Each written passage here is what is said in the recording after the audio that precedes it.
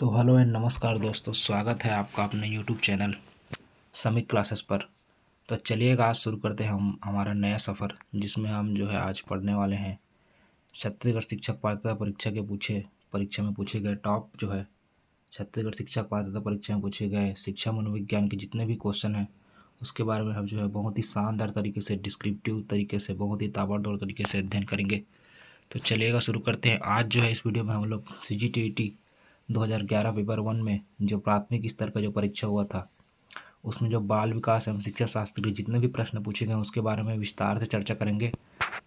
और आगे बढ़ते हैं तो हमारा सबसे पहला क्वेश्चन आज के इस पेपर 2011 का शिक्षा मनोविज्ञान से जो प्रश्न पूछा गया था उसको देख लेते हैं।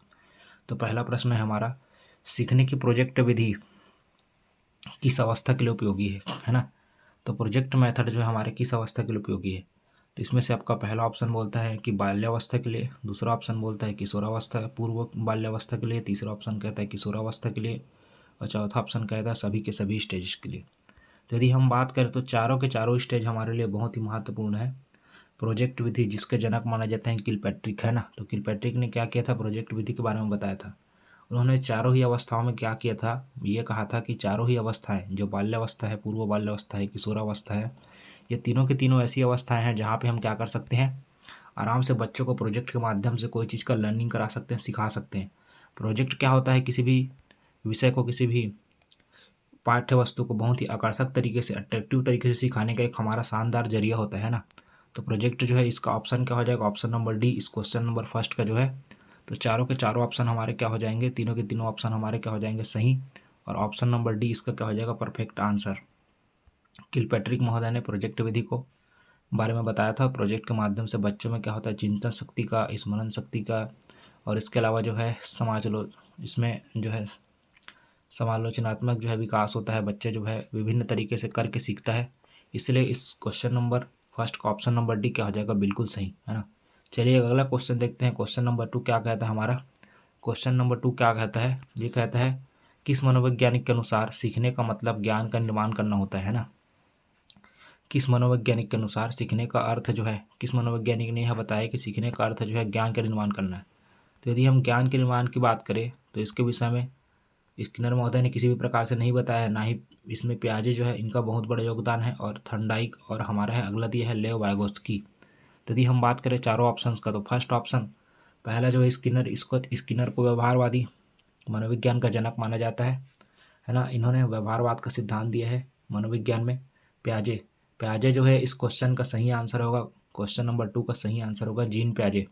जीन प्याजे ने क्या किया है, सीखने का मतलब जो है ज्ञान के निर्माण से बताया। उन्होंने 4 विभिन्न अवस्थाएं बताई है सीखने का, जिनमें उन्होंने विशेष तौर पे संज्ञान को बढ़ावा दिया है ना। 4 विशेष अवस्थाएं बताई, जिसमें संवेदी क्रियात्मक अवस्था, पूर्व संक्रियात्मक अवस्था, है ना, और इसके अलावा मूर्त संक्रियात्मक अवस्था और अमूर्त संक्रियात्मक अवस्था। तो 4 उन्होंने अवस्था बताई है, और चारों अवस्थाओं के माध्यम से जीन प्याजे ने संज्ञान को, या फिर यह बोल सकते हैं कि मस्तिष्क के माध्यम से ज्ञान के निर्माण को उन्होंने बढ़ावा दिया है। तो इस क्वेश्चन नंबर 2 का आंसर क्या हो जाएगा, जीन प्याजे। यदि हम बात करें थॉर्नडाइक का, तो इन्होंने सीखने का नियम दिया है थॉर्नडाइक ने, आगे क्वेश्चन में देखने को मिलेगा। लेव वाइगोत्स्की, इनको जो है इसके सामाजिक सांस्कृतिक अधिगम के सिद्धांत के लिए मशहूर है लेव वाइगोत्स्की महोदय जी, है ना।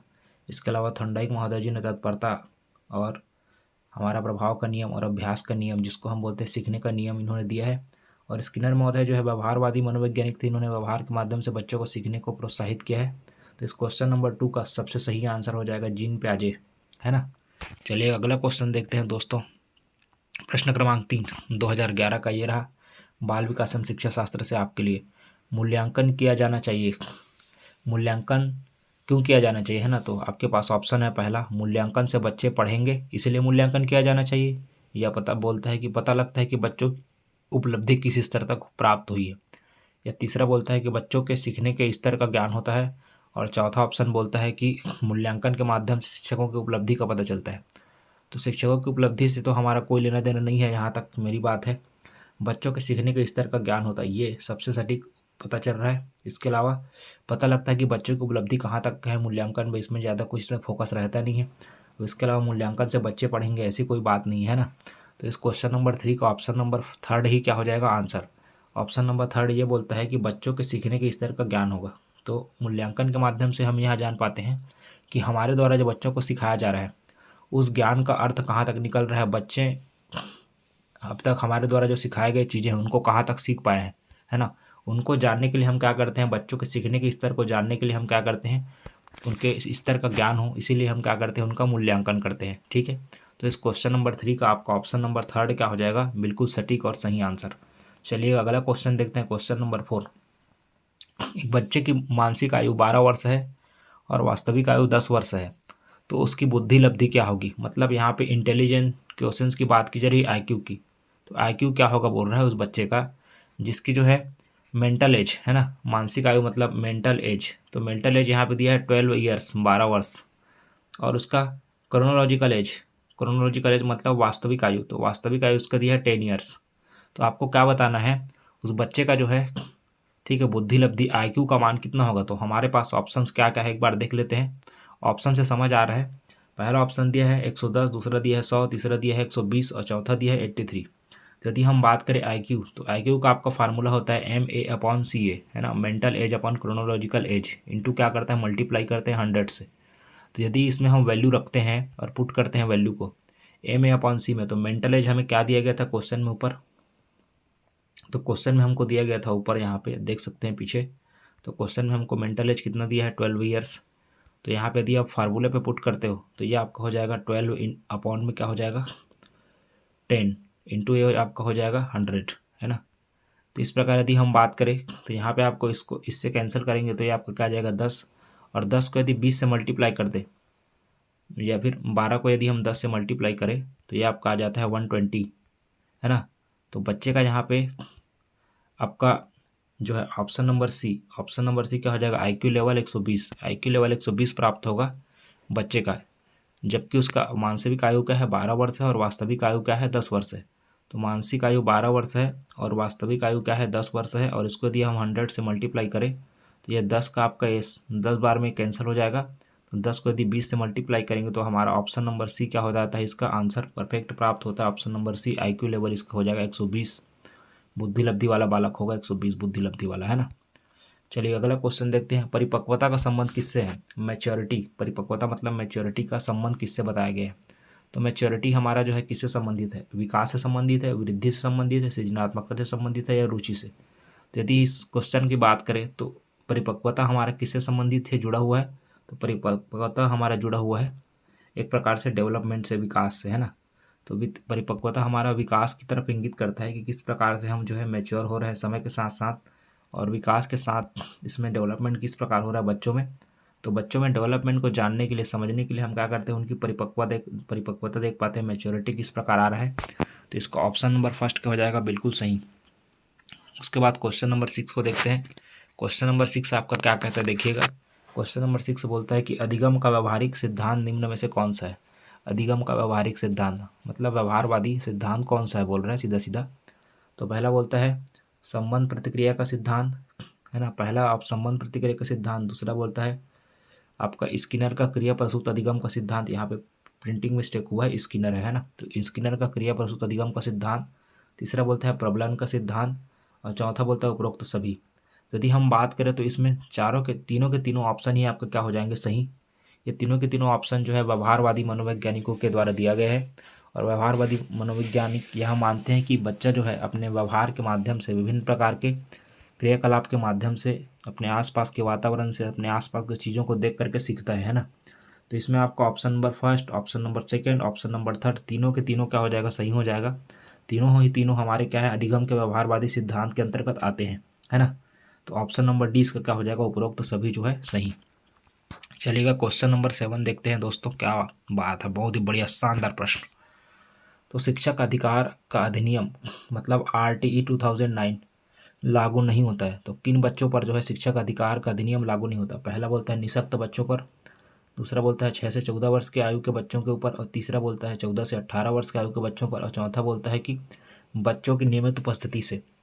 तो देखो यदि हम बात करें तो जो 2009 RTE एक्ट लागू किया गया था वो विशेष तौर पे निःशक्त बच्चों के लिए बनाया गया था। उसमें 6 से 14 वर्ष के बच्चों को शामिल किया गया था और बच्चों की नियमित उपस्थिति रहे, इसी के कारण इसको RTE को लागू किया गया था।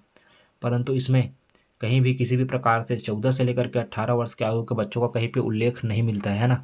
इसलिए इस क्वेश्चन का ऑप्शन नंबर सी क्या हो जाएगा सही, क्योंकि क्वेश्चन में यही बोला है कि कौन जो है आरटी एक्ट 2009 किसके ऊपर लागू नहीं होता। इसलिए इसका ऑप्शन नंबर थर्ड क्या हो जाएगा सही, 14 से 18 वर्ष तक के बच्चों के लिए किसी भी प्रकार से आरटी एक्ट जो है लागू नहीं होता है ना। चलिए अगला क्वेश्चन देखते हैं। भारतीय राष्ट्रीय पाठ्यचर्या की रूपरेखा मतलब कि एनसीएफ 2005 है, नेशनल करिकुलम फ्रेमवर्क।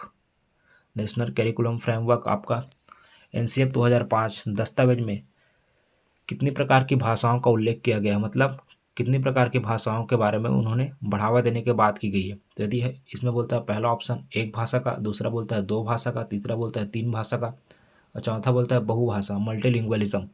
तो यदि हम बात करें किसी भी बच्चे को यदि कोई भी भाषा का ज्ञान देना है तो सबसे बढ़िया जरिया ये होता है कि उसको बहुत अधिक से अधिक प्रकार की भाषाओं को क्या किया जाए, सिखाया जाए, है ना। तो अधिक से अधिक भाषाओं को बढ़ावा देने का यहाँ पे बात की गई है एनसीएफ 2005 के दस्तावेज में। और इसमें कहा गया है कि बच्चा जो है जितना अधिक बहुभाषी माहौल में रहेगा, बहुत सारे विविध प्रकार के भाषाओं से बोलने वाले बच्चों के बीच में रहेगा, उसी प्रकार उसका ग्रोथ, उसका विकास उतना ही तेज़ी से होगा और बच्चों में जो है वर्ण का है ना अभ्यास अच्छा होगा, बोलने लिखने पढ़ने और सीखने समझने की क्षमता का जो है विस्तार बहुत ही तेज़ी से होगा। इसलिए इस क्वेश्चन का ऑप्शन नंबर डी क्या हो जाएगा, बिल्कुल सही। चलिए अगला क्वेश्चन देखते हैं। इनमें से कौन सा पाठ्यचर्या मतलब एनसीएफ नेशनल करिकुलम फ्रेमवर्क 2005 का मार्गदर्शी सिद्धांत नहीं है। तो यहाँ पे आपका बोला है नहीं है करके, तो हमको निगेटिव आंसर ही खोजना पड़ेगा। तो पहला ऑप्शन बोलता है कि ज्ञान को स्कूल के बाहरी जीवन से जोड़ना चाहिए, तो बिल्कुल सही लग रहा है, क्योंकि ज्ञान को स्कूल के बाहरी जीवन से जोड़ने पर ही क्या होगा, हम बच्चों को अच्छी तरीके से अध्ययन अध्यापन करा पाएंगे। इसके अलावा पढ़ाई के रटन प्रणाली से मुक्त करना, ये भी अच्छा लग रहा है ऑप्शन, क्योंकि पढ़ाई के रटन प्रणाली से मुक्त कराना ही तो हमारा मूल उद्देश्य होना चाहिए। तीसरा बोलता है अंग्रेजी भाषा में शिक्षा देना, हाँ बिल्कुल निगेटिव है, अंग्रेजी भाषा से हमका इसका कोई संबंध नहीं है। और चौथा बोलता है बच्चों को चहुमुखी विकास की उपलब्ध कराना, तो बच्चों को चहुमुखी विकास का अवसर उपलब्ध कराना ये हमारा उद्देश्य होना चाहिए। तो इस प्रकार ये जो क्वेश्चन पूछा गया था आपका क्वेश्चन नंबर 9, उसमें निगेटिव क्वेश्चन किया गया था, इसलिए इस क्वेश्चन का आंसर भी हमें क्या देना पड़ेगा, निगेटिव। इसलिए आपका ऑप्शन नंबर सी क्या हो जाएगा, बिल्कुल सही और सटीक इस क्वेश्चन का आंसर। अंग्रेजी भाषा में शिक्षा देना ये हमारा एनसीएफ 2005 का किसी भी प्रकार से बहुमार्गीय उद्देश्य नहीं है ना। अगला क्वेश्चन है तनाव व क्रोध की अवस्था। तनाव व क्रोध की अवस्था किसे कहा गया है, उपरोधावस्था, किशोरावस्था, बाल्यावस्था या फिर वृद्धावस्था। तो यदि आपको पता होगा स्टेनले हॉल महोदय जी ने बोला था कि किशोरावस्था क्या है, तनाव तूफान का काल है, मतलब इस समय सबसे ज़्यादा बच्चों में क्या होता है, विरोधाभास की स्थिति रहती है। छोटे छोटे बातों को लेकर के माता पिता के बातों को अनसुना करना, उनसे छोटे छोटे बातों पर नाराज़ हो जाना, शिक्षक के ऊपर गुस्सा जाहिर करना, ये सब बातें जो है आप किशोरावस्था में देखने को ज़्यादातर मिलता है ना। इसलिए तनाव और क्रोध की अवस्था किस अवस्था को कहा गया है, तो सबसे ज़्यादा तनाव और क्रोध की अवस्था कहा गया है किशोरावस्था को। इसी अवस्था में जो है बालक में सबसे ज़्यादा क्या होता है, शारीरिक मानसिक बदलाव होता है। बच्चे जो है गलत दिशा में, गलत रास्तों में भी भटकना चालू हो जाते हैं, गलत संगति करना, बुरे लोगों के साथ उठना बैठना भी शुरू हो जाता है। तो ये किशोरावस्था जो है सबसे ज़्यादा क्या होता है, हमारी लाइफ का टर्निंग पॉइंट होता है। सबसे ज़्यादा तनाव तूफान संघर्ष और इस समय जो है सबसे विषम परिस्थिति रहती है। इसमें इस समय हार्मोनल चेंजेस भी आता है आपका, इस समय एडोलेसेंस पीरियड का जो है इसमें स्टार्ट होता है। तो बहुत सारे बदलाव, बहुत सारे इसमें विरोधाभास की स्थिति रहती है। तो इसीलिए इस क्वेश्चन का ऑप्शन नंबर सी क्या हो जाएगा आपका, बिल्कुल सही आंसर हो जाएगा, है ना। चलिए अगला क्वेश्चन देखते हैं। शर्म तथा गर्व जैसी भावना का विकास किस अवस्था में होता है। यदि हम बात करें शर्म और गर्व की अवस्था, तो शर्म और गर्व जैसी अवस्था आपका बाल्यावस्था में देखा जाता है। शैशवावस्था में तो बच्चा जो है बाहरी दुनिया से जुड़ा ही नहीं रहता, वो अपने आप में ही निर्भर रहता है। शैशवावस्था ये जो है 0 से लेकर के 2 वर्ष तक की आयु को शैशवावस्था में शामिल किया गया है। तो बच्चा जो है शैशवावस्था में खुद में मगन होता है। किशोरावस्था में जो है बच्चे में तनाव तूफान की अवस्था होती है। वृद्धावस्था जो है ये क्या होता है, वैवाहिक जीवन व्यतीत करने की बात की अवस्था होती है। और तो ऑप्शन नंबर 20 का क्या हो जाएगा, बिल्कुल सटीक आंसर। इस समय जो है बच्चा जो है शर्म और गर्व जैसी भावनाओं को विकास इसमें तीव्र गति से होते रहता है ना। तो बाल्यावस्था में क्या होता है, शर्म और गर्व की भावना का विकास होता है। बच्चा जो है इसी समय स्कूल जाने प्रारंभ किया रहता है। तो 7-8 वर्ष की अवस्था में आप लोगों ने देखा होगा कि बालक जो है बहुत ज़्यादा छोटे छोटे बातों पे गर्व करना, बहुत छोटी छोटी बातों पे शर्माना, है ना, अपने दोस्तों के बीच में शर्माना, है ना, दूर भाग जाना, ऐसे जो है हरकतें भी आप करते हुए देखे होंगे, है ना। तो इस प्रकार हम कह सकते हैं कि बाल्यावस्था जो है ये क्या होती है, हमारे सर्व व गर्व जैसी भावना का विकास करने का अवस्था कहा जा सकता है। ठीक है, तो चलिए अगला क्वेश्चन देखते हैं दोस्तों। क्वेश्चन नंबर 12, मैकडूगल के अनुसार मूल प्रवृत्ति जिज्ञासा का संबंध किससे है? तो यदि हम बात करें, मैकडूगल महोदय ने 14 मूल प्रवृत्ति के बारे में बताया है। ठीक है, 14 मूल प्रवृत्ति, तो इन्होंने 14 मूल प्रवृत्तियों के बारे में बताया है विस्तार पूर्वक, और हर एक मूल प्रवृत्ति का एक क्या बताया है, संवेग। तो इसी प्रकार इन्होंने पूछा है कि जिज्ञासा नाम की जो मूल प्रवृत्ति है उसका संवेग क्या होगा? तो यदि जिज्ञासा नाम की जो मूल प्रवृत्ति उसका संवेग होगा आश्चर्य, है ना। तो जिज्ञासा का मूल जो है, जिज्ञासा मूल प्रवृत्ति है और उसका संबंध जो है कौन से संवेग से है? तो आश्चर्य नाम के संवेग से है। तो आश्चर्य नाम का जो संवेग है ये क्या होगा हमारा? इसका ऑप्शन नंबर सी जो है बिल्कुल सही आंसर हो जाएगा, ऑप्शन नंबर सी, है ना। तो मैकडूगल के अनुसार मूल प्रवृत्ति जिज्ञासा का संबंध कौन से संवेग से होगा? आश्चर्य नाम के संवेग से आपका हो सकता है। ठीक, चलिए अगला क्वेश्चन देखते हैं। जीन पियाजे के अनुसार संज्ञानात्मक विकास से किस अवस्था को संवेदी क्रियात्मक अवस्था कहा जाता है? तो यदि हम बात करें जन्म से लेकर के 2 वर्ष तक की अवस्था को, 2 से 7 वर्ष तक की अवस्था को, 7 से 11 वर्ष तक की अवस्था को, 11 से 16 वर्ष। तो यदि हम बात करें 0 से लेकर के 2 वर्ष तक की अवस्था को, इसी को ही क्या कहा गया है? संवेदी क्रियात्मक अवस्था। इस अवस्था में जो है बच्चा जो है इंद्रियों के माध्यम से बहुत सारी चीज़ें सीखता है, आसपास के माहौल को समझता है, आप अपनी खुद की एक दुनिया का निर्माण कर लेता है बच्चा जो है इस अवस्था में, है ना। तो ये हमारा क्या होता है? संवेदी क्रियात्मक अवस्था जीन पियाजे के अनुसार संज्ञानात्मक विकास की पहली अवस्था है। इसी प्रकार 2 से 7 वर्ष तक की अवस्था को जीन पियाजे ने जो है पूर्व संक्रियात्मक अवस्था कहा है। इसी प्रकार 7 से 11 वर्ष को मूर्त संक्रियात्मक अवस्था के इन्होंने नाम दिया है। ठीक है, इसी प्रकार आपका 11 से लेकर के 16 वर्ष को इन्होंने अपनी चौथी और आखिरी अवस्था बताया है, जिसको अमूर्त संक्रियात्मक अवस्था का इन्होंने नाम दिया है। तो अमूर्त रूप से बच्चा जो है 11 से 16 वर्ष में चिंतन करने लग जाता है। 7 से 11 वर्ष को इन्होंने मूर्त संक्रियात्मक अवस्था कहा है। इसमें ठोस वस्तुओं के प्रति बच्चों में जो है बुद्धि का विकास होता है, ठोस वस्तुओं के प्रति संकल्पनाओं का निर्माण करता है बच्चा जो है। उसी प्रकार 2 से 7 वर्ष तक की अवस्था को इन्होंने पूर्व संक्रियात्मक अवस्था कहा है, और ये भी बहुत ही क्रूशल होता है, बाल्यावस्था, एक प्रकार से बोल सकते हैं बाल्यावस्था की अवस्था कह सकते हैं इसको। इसी प्रकार जन्म से लेकर के 2 वर्ष तक की अवस्था जो है इसे संवेदी पेशी अवस्था या संवेदी क्रियात्मक अवस्था कहा गया, जिसके माध्यम से इंद्रियों के माध्यम से संवेदी पेशी के माध्यम से बच्चा जो है अपने आसपास से समायोजन बिठाता है, अपनी खुद की एक दुनिया का निर्माण करता है, खुद में मगन रहता है। उसे संसार से, परिवार से, समाज से, नैतिक नियम कानून से किसी प्रकार का कोई लेना देना नहीं रहता है ना। तो इस प्रकार आगे बढ़ते चलिएगा। अगला क्वेश्चन है, विकास में वृद्धि से तात्पर्य है। विकास में वृद्धि से तात्पर्य है, क्या तात्पर्य है भाई? विकास में वृद्धि हो रहा है, इसका मतलब अर्थ क्या निकलता है? ज्ञान में वृद्धि, संवेग में वृद्धि होना, वजन में वृद्धि होना, या शरीर के आकार, लंबाई और भार में वृद्धि होना, है ना। तो यदि हम बात करें इस क्वेश्चन का, ऑप्शन नंबर डी क्या हो जाएगा सही हमारा जो है। इसमें संबंध किससे है?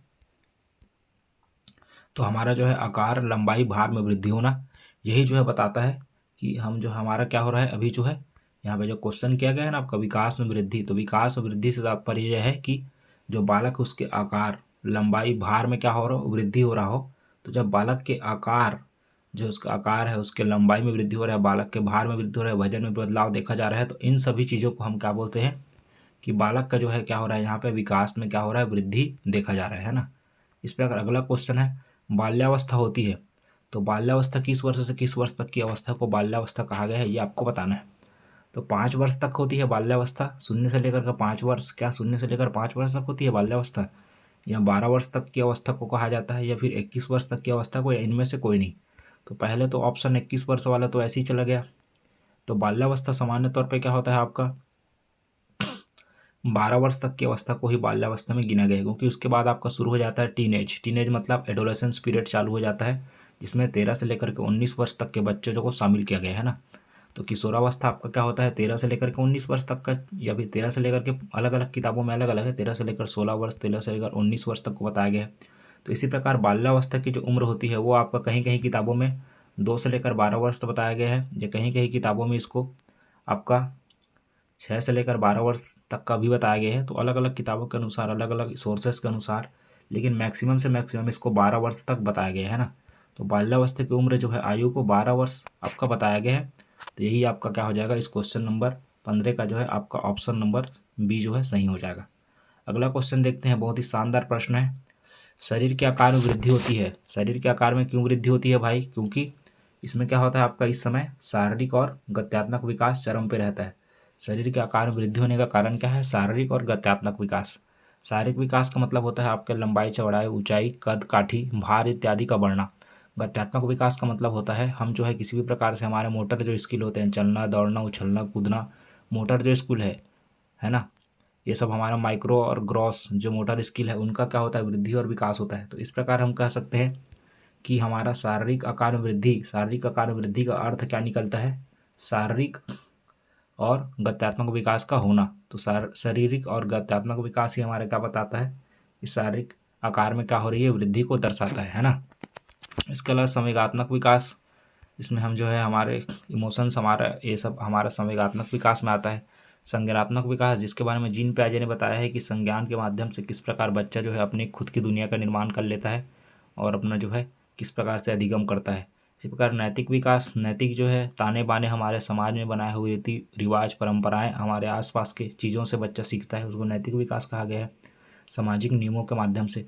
संज्ञानात्मक विकास को जीन पियाजे ने बताया है। संवेगात्मक विकास के माध्यम से हम इमोशंस है हमारे जो है रोना, हंसना, ईर्ष्या, द्वेष, आश्चर्य, भाव, क्रोध इत्यादि, ये सब संवेगात्मक विकास में हम देखते हैं। तो इस क्वेश्चन नंबर 16 का ऑप्शन नंबर फर्स्ट क्या हो जाएगा? इसका बिल्कुल सही आंसर है ना। चलिए अगला क्वेश्चन देखते हैं। शारीरिक विकास का क्षेत्र है, शारीरिक विकास का कौन सा क्षेत्र है? पहला बोलता है न्यायबोध है, दूसरा है स्मृति, तीसरा है अभिप्रेरणा और चौथा है समायोजन। तो यदि हम बात करें शारीरिक विकास का क्षेत्र हमारा क्या हो जाएगा? न्यायबोध। न्यायबोध के माध्यम से शारीरिक विकास के क्षेत्र में हमारा न्यायबोध शामिल है। बाकी आपका स्मृति है, अभिप्रेरणा है, समायोजन है, ये भी आपका क्या है? विकास के अन्य क्षेत्रों में इसको भी गिना जाता है, पर मुख्य रूप से हम क्या करते हैं? न्यायबोध को शारीरिक विकास के क्षेत्र में शामिल करते हैं, है ना। क्वेश्चन नंबर 18, क्वेश्चन नंबर 18 बहुत ही शानदार प्रश्न है। क्वेश्चन नंबर 18 क्या कहता है? देखिएगा, वर्तमान में निःशक्त बच्चों की शिक्षा के लिए क्या कहा गया है? तो वर्तमान समय हम बात करें निःशक्त बच्चों की शिक्षा के लिए कौन सी शिक्षा देने पर जोर दिया गया है? तो पहला बोलता है समावेशी शिक्षा, दूसरा बोलता है विशेष शिक्षा, स्पेशल एजुकेशन, तीसरा बोलता है समेकित शिक्षा और चौथा बोलता है इनमें से कोई नहीं, है ना। यदि हम ऑप्शन नंबर फर्स्ट की बात करें तो समावेशी शिक्षा जो है इसका सही आंसर हो जाएगा, क्योंकि समावेशी शिक्षा क्या करता है? इंक्लूसिव एजुकेशन, सबका साथ सबका विकास वाला कॉन्सेप्ट है। इसमें सभी बच्चों को साथ लेकर के आगे बढ़ना है, सभी बच्चों को ऊंच नीच का भेदभाव किए बगैर ही बच्चों को साथ लेकर के आगे बढ़ना है, और इसमें निःशक्त बच्चों को शामिल करने के लिए भी कहा गया है। तो समावेशी शिक्षा जो है वर्तमान में निःशक्त बच्चों की शिक्षा के लिए एक बढ़िया माध्यम हो सकता है। समावेशी शिक्षा के माध्यम से सभी प्रकार के बच्चों को एक स्तर पर लाकर, एक जगह बिठाकर, एक साथ पढ़ाकर, किसी भी प्रकार के बिना मतभेद किए हुए शिक्षा प्रदान करना ही हमारा क्या है? समावेशी शिक्षा के अंतर्गत आता है। इनमें बच्चों के सर्वांगीण विकास पर जोर दिया जाता है और इनमें बच्चों को हर एक प्रकार के संसाधन, सुख सुविधा, भौतिक संसाधन यहाँ पे उपलब्ध कराने का प्रयास किया जाता है समावेशी शिक्षा के माध्यम से, है ना। चलिए अगला क्वेश्चन है क्वेश्चन नंबर 19। व्यक्तित्व विकास की अवस्था है, व्यक्तित्व विकास की अवस्था के माध्यम से कौन सी अवस्था होगी? तो इसमें आएगा अधिगम एवं वृद्धि। अधिगम एवं वृद्धि, अधिगम मतलब लर्निंग के माध्यम से, और वृद्धि मतलब इसमें आपके शारीरिक बदलाव जो होता है उसे हम वृद्धि कहते हैं ना। उम्र के साथ साथ हमारे शारीरिक परिवर्तन जो आता है, वजन का बढ़ना, ऊंचाई का बढ़ना, है ना, ये सबको हम यदि अध्ययन करते हैं तो यही हमारा क्या कहलाता है? व्यक्तित्व विकास की अवस्था के अंतर्गत शामिल होता है। तो व्यक्तित्व विकास के अंतर्गत दो मुख्य विषय आते हैं, एक तो लर्निंग और एक है आपका ग्रोथ। लर्निंग एंड ग्रोथ मतलब अधिगम एवं वृद्धि। अधिगम एवं वृद्धि जो है हमारे व्यक्तित्व विकास की अवस्था में शामिल होता है ना। तो इसका ऑप्शन नंबर फर्स्ट क्या हो जाएगा सही? क्वेश्चन नंबर 19 का। क्वेश्चन नंबर 20 है, बहुत ही शानदार प्रश्न है। अधिगम अक्षमता से संबंधित है, या फिर इसमें आप पठन अक्षमता समझ सकते हो इसको। यदि आपकी कक्षा का एक बच्चा जो है सी को डी तथा डी को सी पढ़े या लिखे तो वह कौन से रोग से पीड़ित है ना। तो ये आपका क्या है? अधिगम अक्षमता के अंतर्गत आएगा। इसमें फ्लोरेरिया तो नहीं होगा, नहीं, डिसलेक्सिया, हाँ बिल्कुल डिसलेक्सिया होगा, पाइलोरिया, टाइफाइड, ये सब आपका क्या है? अनुवांशिक एवं शारीरिक बीमारियां हैं, रोग है, अलग अलग प्रकार के रोग हैं जो कि आपके विज्ञान से संबंधित है। पर एक जो विषय आपका देख रहे हो dyslexia, dyslexia option B is the correct answer आपका 20 क्वेश्चन के लिए। डिसलेक्सिया में क्या होता है? बच्चा जो है अक्षरों के बारे में लिखे हुए चीज़ों को पढ़ने लिखने में क्या होता है? अक्षम रहता है। इसको सी को डी पढ़ेगा, डी को सी पढ़ेगा, है ना। इसमें जो है बच्चा जो है अलग अलग तरीके से शब्दों को अलग अलग, वास को सौ पढ़ेगा, वास वास लिखा रहेगा उसको सौ पढ़ता है वो, सौ को वास पढ़ेगा, तो सौ और वास, तो इस प्रकार से वर्णों के क्रम को उलट पुलट करके पढ़ता है। तो ये भी एक प्रकार की क्या है? अधिगम अक्षमता का कारण है। इसमें डिसलेक्सिया नाम की बीमारी इससे जाना जाता है, डिसलेक्सिया नाम की समस्या है। इसके अलावा एक डिस्ग्राफिया होता है जिसमें बच्चों को लिखने से संबंधित समस्या देखी जाती है। इसी प्रकार डिसकैलकुलिया होता है जिसमें बच्चे को गणित के विषय से संबंधित बहुत सारी कठिनाइयाँ देखने को मिलती है ना। तो इस प्रकार हम कह सकते हैं कि डिसलेक्सिया क्या है, आपका मानसिक विकार है, एक प्रकार से अधिगम अक्षमता का कारण है। ठीक है, एक बड़ी समस्या है बच्चों में। अगला क्वेश्चन है क्वेश्चन नंबर 21। दूसरे वर्ष के अंत तक शिशु का शब्द भंडार हो जाता है, मतलब दूसरे साल के आते आते तक बच्चा कितने शब्दों को बोलना या उच्चारण करना सीख जाता है। तो दूसरे वर्ष के अंत तक आते आते तक बच्चा जो है 100 शब्दों तक, है ना, 100 शब्दों में तक उसकी पकड़ बन जाए रहती। तो 50 से 100 के बीच आता है, लेकिन जनरली 100 शब्दों तक बच्चों का पकड़ बन जाया रहता है। कम से कम 100 शब्द जो है बच्चा 2 वर्ष के अंत तक आते आते सीख जाता है, बोलना सीख जाता है, मम्मा पापा, है ना, ये सब शब्द जैसे। तो 100 शब्दों तक उनका पकड़ बन जा रहा था, इसलिए इसका ऑप्शन नंबर फर्स्ट का हो जाएगा बिल्कुल सटीक। इसके बाद है नेक्स्ट क्वेश्चन। आरटी एक्ट 2009 के अनुसार प्राथमिक विद्यालयों में शिक्षकों को प्रति सप्ताह कुल कितने घंटे की योजना बनाकर कार्य करना चाहिए, है ना। ये तो आपका क्या होगा, फैक्चुअल क्वेश्चन हो गया।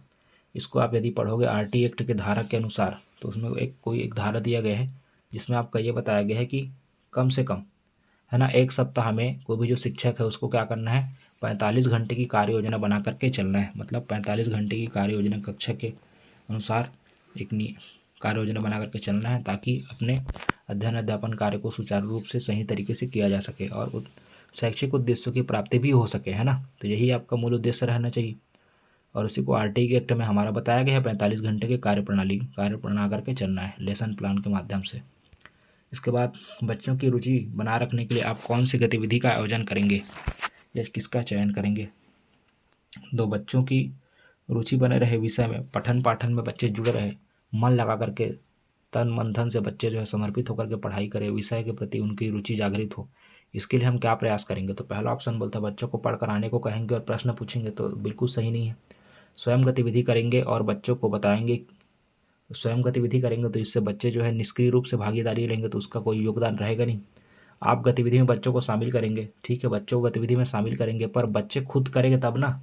तो बच्चों को क्या करना है, स्वयं गतिविधि करने के लिए अवसर प्रदान करना है। इससे क्या होगा, बच्चे जो है खुल करके सामने आएंगे, उनकी प्रतिभा जो है आप देख पाओगे सामने, बच्चे अपने जो है टैलेंट को आपके समक्ष रख पाएंगे, और बच्चे जो है क्या करेंगे, गतिविधि के माध्यम से नवीन सृजनात्मक कार्यों को कर पाएंगे, नवीन चिंतन कर पाएंगे, नवीन तरीके से किसी बात को तोड़ मड़ोड़ कर सीखेंगे। इसलिए ऑप्शन नंबर डी इसका क्या हो जाएगा, बिल्कुल सही और सटीक। तो option number D is the correct answer for this question.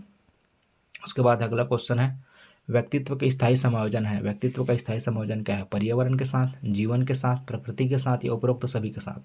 तो किसी व्यक्ति का यदि व्यक्तित्व अच्छा है, मतलब वो पर्यावरण के साथ उनका समायोजन तो अच्छा रहेगा ही रहेगा, उसके साथ साथ वो क्या है, जीवन के साथ उसका अच्छा, प्रकृति के साथ उसका अच्छा समायोजन रहना चाहिए। तो मतलब व्यक्तित्व के सर्वांगीण विकास के लिए क्या चाहिए आपको, हर ओर से चहुमुखी तरीके से, प्रकृति के साथ हो, जीवन के साथ हो, या अपने स्वास्थ्य के साथ हो, अपने व्यक्तित्व का विकास चाहिए। तो आपको क्या करना पड़ेगा, चारों के चारों या तीनों के तीनों जो आपके ऑप्शन दिए गए हैं उन ऑप्शन को फॉलो करना पड़ेगा। इसलिए इस क्वेश्चन का ऑप्शन नंबर क्या हो जाएगा, डी आपका सही हो जाएगा। ठीक है, अगला क्वेश्चन है शैशवावस्था की प्रमुख विशेषताएं क्या है, क्या नहीं है, सॉरी। तो शैशवावस्था की मुख्य विशेषता क्या नहीं है, तो शैशवावस्था की यदि हम बात करें तो शैशवावस्था की मुख्य विशेषता क्या नहीं है। तो शैशवावस्था की मुख्य विशेषता आपका नहीं है सीखने की प्रक्रिया में तीव्रता, जिज्ञासा की प्रवृत्ति, अनुकरण द्वारा सीखने की प्रवृत्ति, चिंतन प्रक्रिया। तो बताइए भाई, एक 2 साल का बच्चा जो है चिंतन थोड़ी कर पाएगा, है ना, उसके पास क्रिटिकल थिंकिंग का पावर कहाँ से आएगा, तो वो तो चिंतन कर ही नहीं पाएगा। इसलिए इसका ऑप्शन नंबर डी क्या हो जाएगा, बिल्कुल सही। बाकी जो है सीखने की प्रक्रिया में तीव्रता देखी जाएगी, 0 से लेकर के 2 वर्ष तक के बच्चे में, या 0 से लेकर के 6 वर्ष तक के बच्चों में जिज्ञासा तो रहती ही रहती है, बच्चे हर हमेशा क्वेश्चन करते रहते हैं, क्या है, कैसे है, क्यों हुआ, क्यों नहीं हुआ, है ना। इसी प्रकार अनुकरण द्वारा सीखने की प्रवृत्ति, नकल करना तो खूब आता है बच्चों को, दादा दादी नाना नानी की नकल करेंगे, उनका एक्ट करेंगे। तो इस प्रकार हम कह सकते हैं कि बच्चों में चिंतन की प्रक्रिया का विकास हुआ नहीं रहता है, इसलिए शैशवावस्था के मुख्य विशेषता में नहीं आएगा। तो यहाँ पे नहीं पूछा था, इसलिए इसका ऑप्शन नंबर डी क्या हो जाएगा, बिल्कुल सही। चलिए अगला क्वेश्चन देखते हैं। 26 नंबर का क्वेश्चन है सीखने के नियमों का प्रतिपादन किसने किया था। इसको मैं प्रारंभ में भी आपको बताया था।